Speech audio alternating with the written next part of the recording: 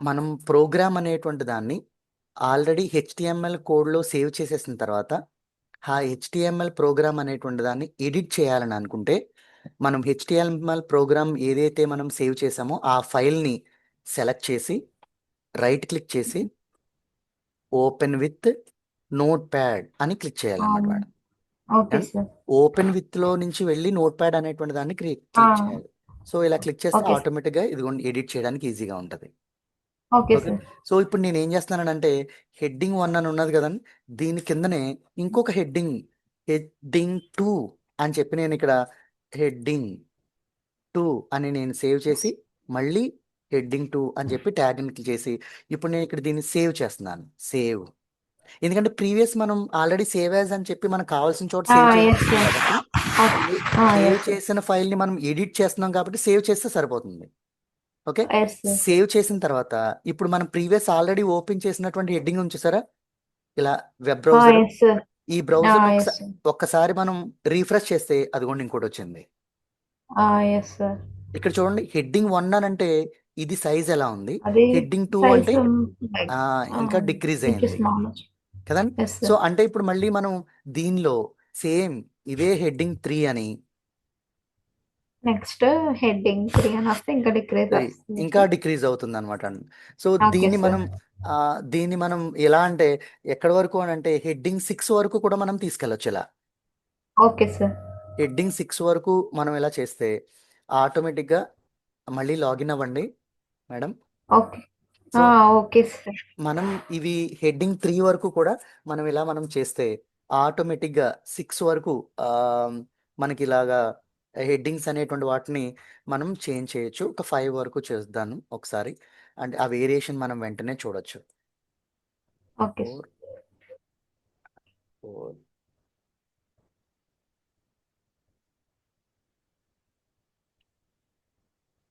5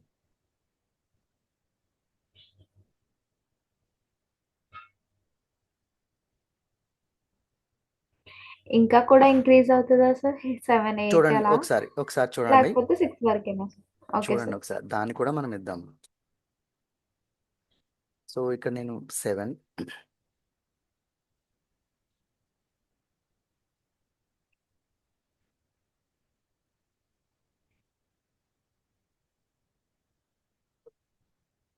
8 ఇక్కడ నేను డైరెక్ట్గా మనం ఇంకా దీన్ని ఇలా సేవ్ చేసి ఓకే ఇంకా సార్. సేవ్ మళ్ళీ మనం చేసి ఎవ్రీ టైము లేకపోతే మనం దీన్ని ఈ విధంగా కూడా చేయొచ్చు. చూడండి నేను ఈ ఓకే. బ్రౌజర్ని ఫస్ట్ పార్ట్ కింద ఇక్కడ యూజ్ చేసి ఈ అవుట్పుట్ అనేటువంటి దాన్ని రైట్ పార్ట్లో నేను యూజ్ చేస్తాను.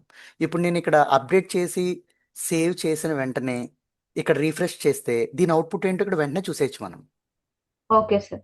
కదా మేడం. సో ఇప్పుడు చూడండి ఇక్కడ ఎస్. రీఫ్రెష్ చేస్తాను అయ్యండి ఎస్ సార్.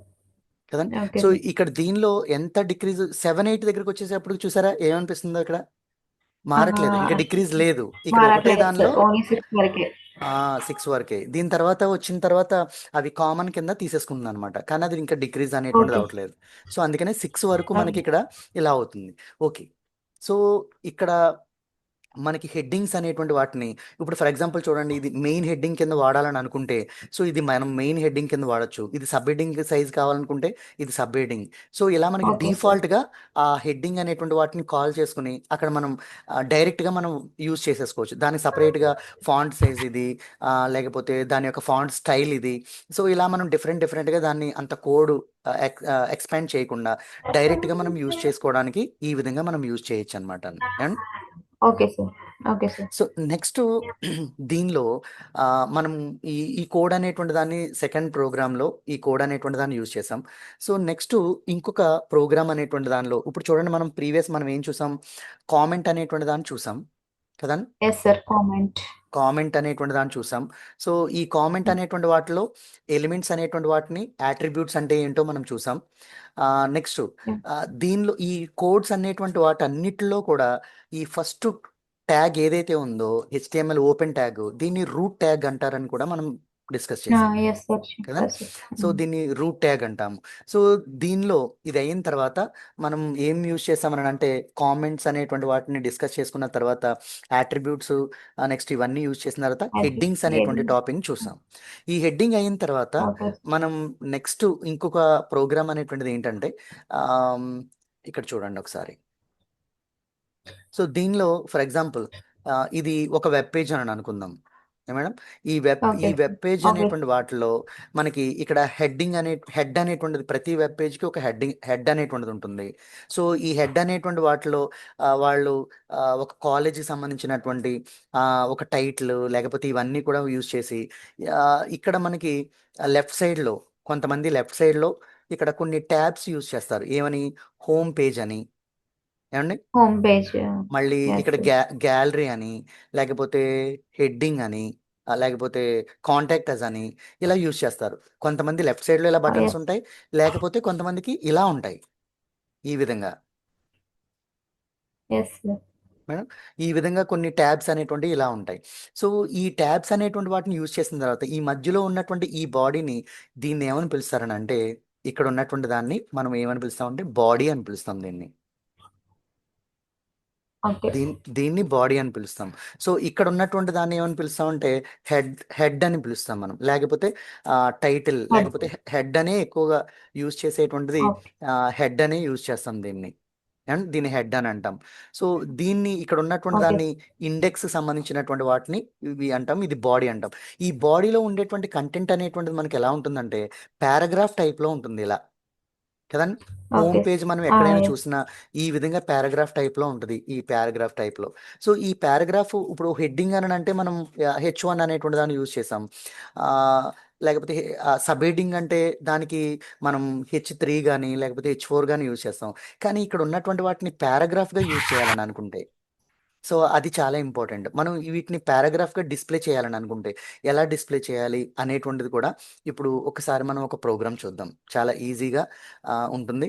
సో ఆ ప్రోగ్రామ్ ఒకసారి మనం చూసి ఆ ప్రోగ్రామ్ ఎగ్జిక్యూట్ చేస్తే అది మనకి అర్థమవుతుంది. సో ఇప్పుడు ఫర్ ఎగ్జాంపుల్ చూడండి మేడం, ఫాలో అవుతున్నారు కదా.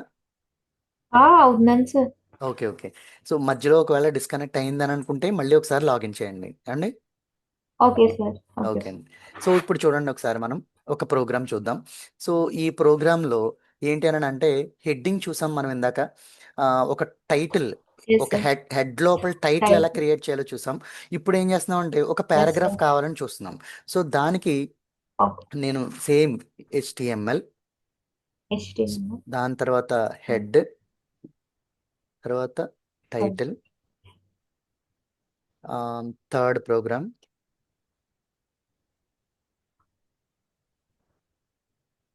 సో మళ్ళీ దీన్ని నేను క్లోజ్ చేస్తున్నాను.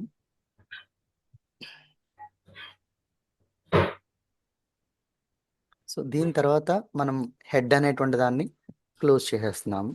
హెడ్ క్లోజ్ చేసేసిన తర్వాత ఇప్పుడు మనం నెక్స్ట్ దేనిలో మనం పారాగ్రాఫ్ క్రియేట్ చేయాలండి, ఎక్కడ మనం బాడీ. పారాగ్రాఫ్ క్రియేట్ చేయాలి, బాడీలో. Exactly, super. బాడీలో మనం పారాగ్రాఫ్ని క్రియేట్ చేయాలి. సో ఈ పారాగ్రాఫ్కి ట్యాగ్ ఏంటంటే paragraph tag, P tag. Okay. P ట్యాగ్లో ఫర్ ఎగ్జాంపుల్ మనం ఒక కంటెంట్ అనేటువంటి దాన్ని ఒక పారాగ్రాఫ్గా మనం రాయాలని అనుకుంటున్నాము. సో ఆ పారాగ్రాఫ్ రాయడానికి ఆమ్, ఒక ఏదైనా ఒక ఇన్ఫర్మేషన్ మనం సెర్చ్ చేద్దాం. For example full HTML HTML5 features అని అనుకుందాం. సో HTML5 ఫీచర్స్లో నాకు పారాగ్రాఫ్గా ఫర్ ఎగ్జాంపుల్ ఈ కంటెంట్ అనేటువంటిది ఉంది, ఇక్కడ నుంచి ఈ కంటెంట్ అనేటువంటిది ఉంది. షో మోర్, ఒకసారి ఇంకేమన్నా, ఫర్ ఎగ్జాంపుల్ ఈ కంటెంట్ అనేటువంటిది ఉంది. ఈ కంటెంట్ని నేను కాపీ చేసి ఇక్కడ నాకు పారాగ్రాఫ్ దగ్గర ఇక్కడ పేస్ట్ చేశాను. ఓకే. సో నాకు ఇదంతా కూడా ఒక జస్ట్ టెక్స్ట్ మాత్రమే, దీన్ని నేను బ్లాక్లో చేస్తున్నాను. ఇదంతా నాకు ఒక టెక్స్ట్ మాత్రమే. హలో మేడం ఉన్నారా?